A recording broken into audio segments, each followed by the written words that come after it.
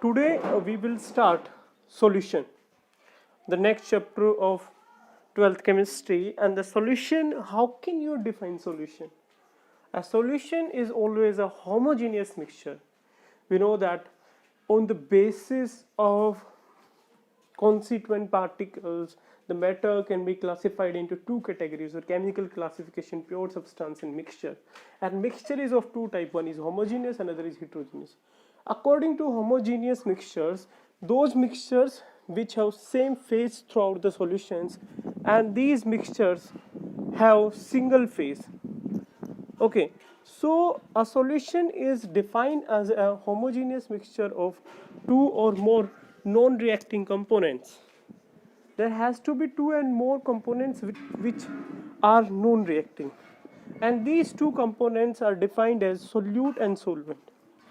Solute क्या होता है भाई? Solvent क्या होता है? A solute is a component which is present in a solution is lesser amount.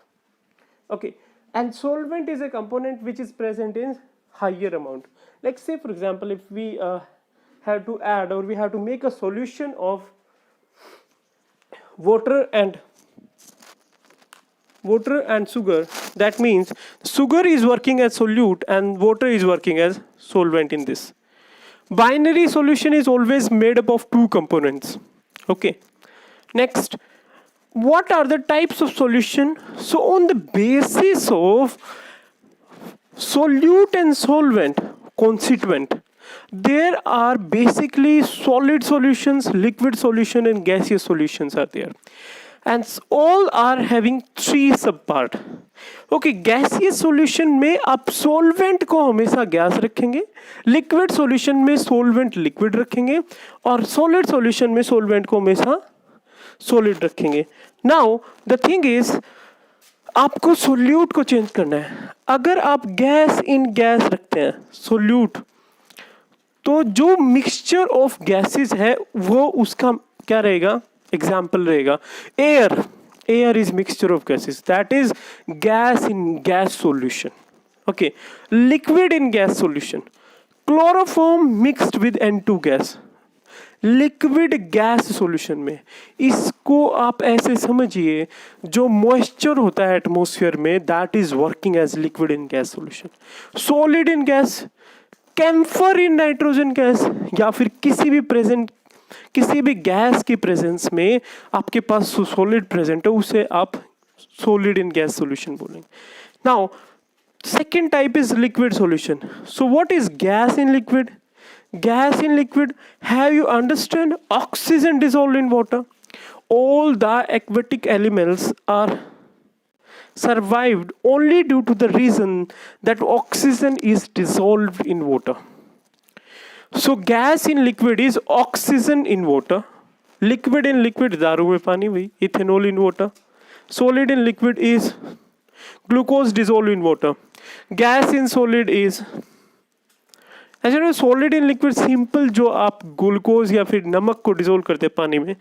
Gas in liquid is H2 और पैलेडियम. ये भाई हम यूज करते हैं फॉर रिडक्शन. जिस टाइम हम केमिकल रिएक्शंस पढ़ेंगे second part of the book में, then I will tell you reduction process में H2 को पैलेडियम सरफेस पे रखा जाता है.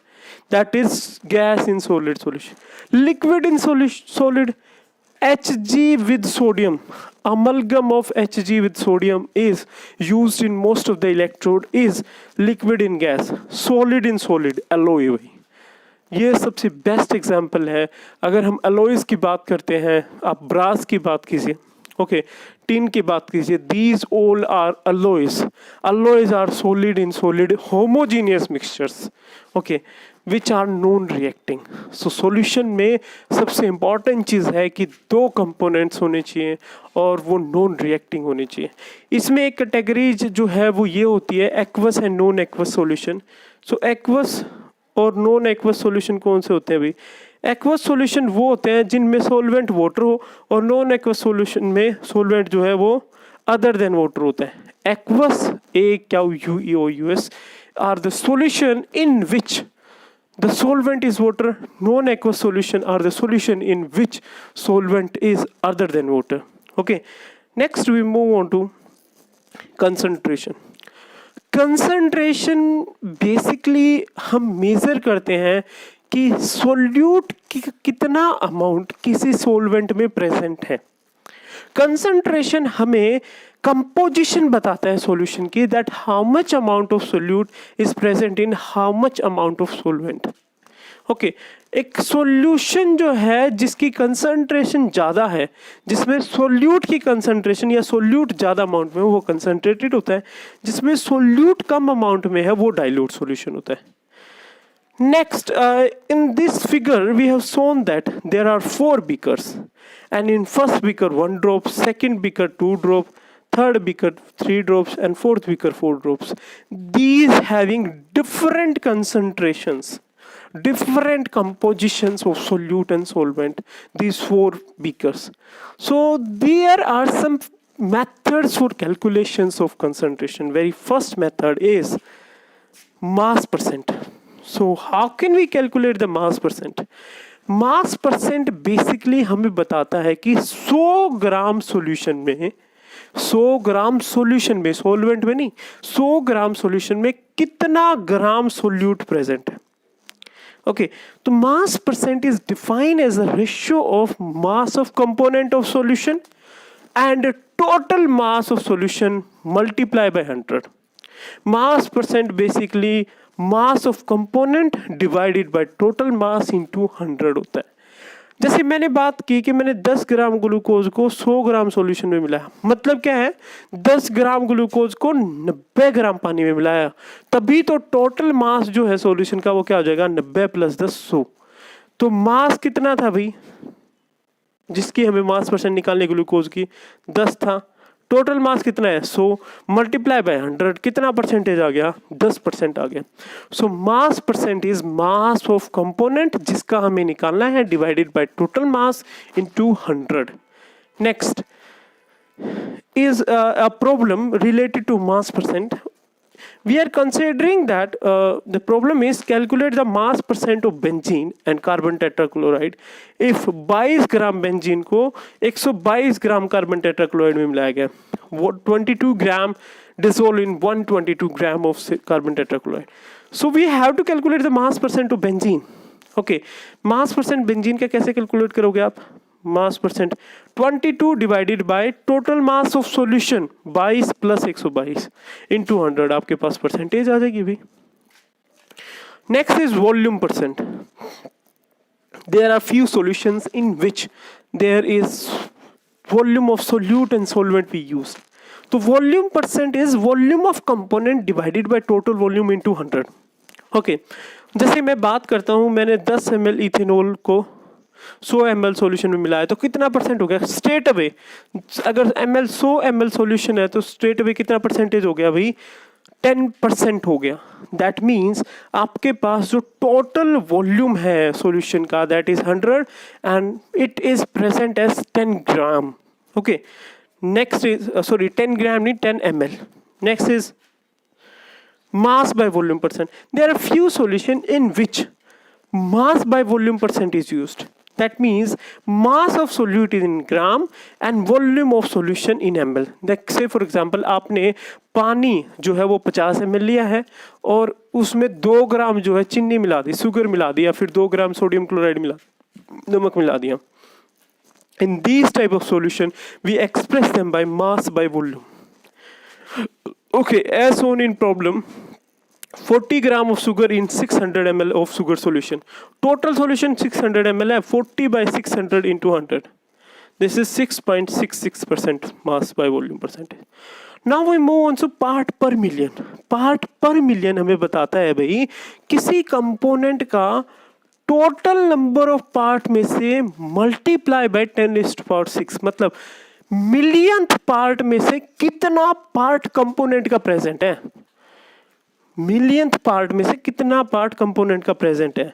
इसको एक्सप्रेस करते हैं number of parts by total parts into 10⁻⁶, 4 millionth. Okay, इसको हम वैसे यूज करते हैं concentration of pollutants in water and in atmosphere express करने के लिए. सबसे इंपॉर्टेंट चीज़ है भी पीपीएम में आपने देखा होगा पार्ट्स पर मिलियन. जिस टाइम आप पोल्यूशन के डिफरेंट एक्सप्रेशंस देखते हो, then you will find out that pollution, air pollution, water pollution में जो पोल्यूटेंट प्रेजेंट है उनको एक्सप्रेस करने के लिए पीपीएम को यूज किया जाता है. Okay, I will try to explain it with the problem. For example 0.0005 gram of NaCl is dissolved in 100 ml. So 0.0005 gram by 100 gram into 10 raised to power 6 will give you 5 ppm. That means that 5 gram in 1 millionth part of solution is present as NaCl. Okay, next is mole fraction. Mole fraction is denoted, is basically the ratio of moles to the total number of moles. अगर आपने किसी component के mole fraction निकालने हैं तो आप उस component के मोल्स को टोटल नंबर ऑफ मोल्स से डिवाइड करोगे, तब आपके पास क्या आ जाएगा, मोल फ्रैक्शन आ जाएगा. So mole fraction is defined as a ratio of number of moles of the component divided by total number of all the components in the solution. Understood? It is defined or denoted by alphabet X, and right hand side of X denotes the component whose mole fraction has to be calculated. Next is how we can represent the mole fraction of two component Na and B.